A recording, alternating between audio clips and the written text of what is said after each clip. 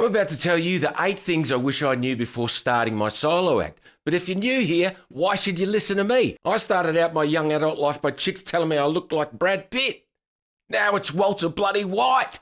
Well, that just means one thing.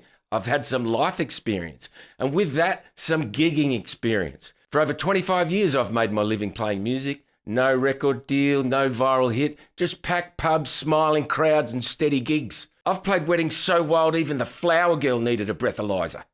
So if you want to survive some tough gigs, you need to learn some do's and don'ts from someone who's been there and done that. On stage, not just online. Stick around.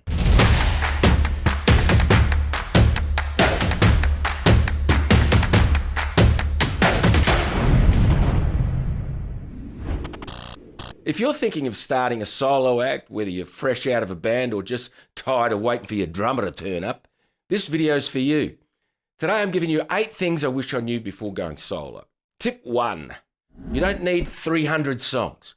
When I started, I thought I had to learn every song under the sun. I had this image of a punter yelling out some obscure ballad from the 90s and me heroically nailing it on the spot. Reality check. No one cares if you can play 150 songs if half of them are mediocre.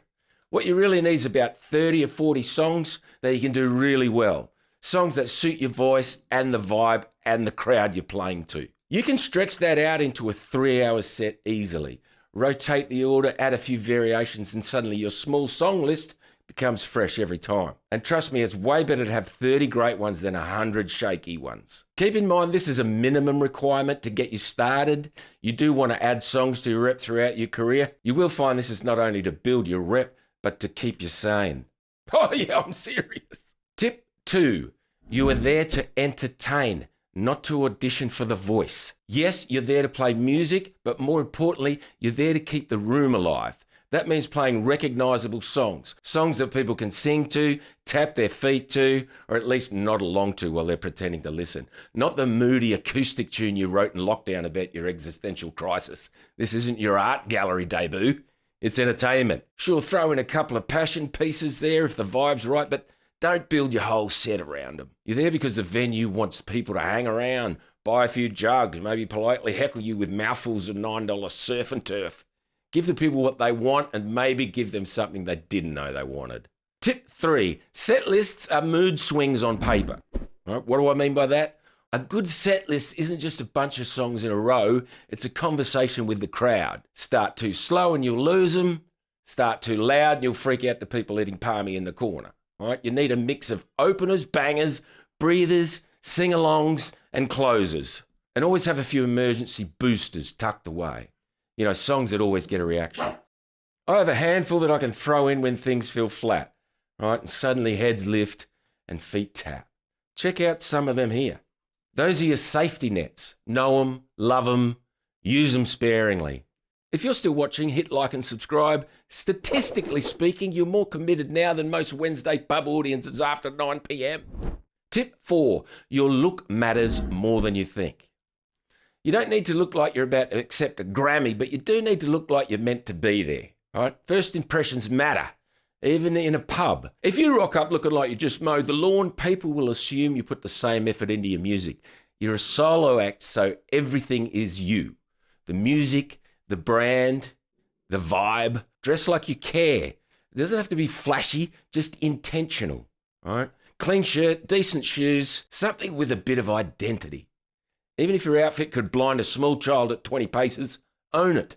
At least something better than that guy that looked like he took a wrong turn on the way to Bunnings. Tip 5. Silence between songs is a set killer. Nothing kills a vibe quicker than an awkward silence after a song.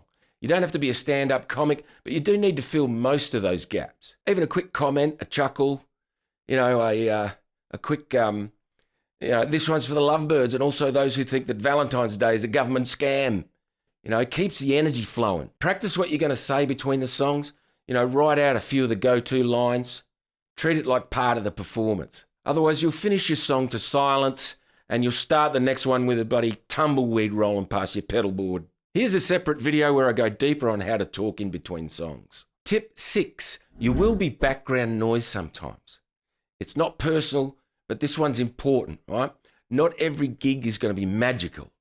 Some will feel like you're just a soundtrack to a loud conversation about bloody lawnmowers. People talking over you, ignoring you, shouting drink orders louder than your vocals. It sucks, but it's not about you. You're setting the vibe, even if no one's clapping. It doesn't mean you're failing, it means you're doing the job. And if you keep showing up, playing well, and staying professional, the right gigs do come along. And the funny thing is, people do notice.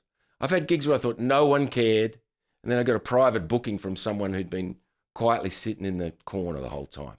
Remember, it's all in your head. And even on those nights, you're getting sharper, tighter, better. That's how you got to look at it. Tip 7, know your worth and charge it. Look, unless you're starting for fun, you're doing this to get paid. So act like it. Set a fair rate. Ask for a deposit if it's a corporate or a wedding. I charge about 30%. And don't feel bad about it. You're providing a service. People are paying for experience, professionalism, your equipment, and the fact that you won't cancel an hour before the gig because Bazza had a spare ticket and the Uber was already on its way. And if someone tries to offer you free beer and exposure, ask them if their plumber would work for cider and a free shout out on Facebook. You're a solo act, not a school raffle prize. Last tip, tip 8.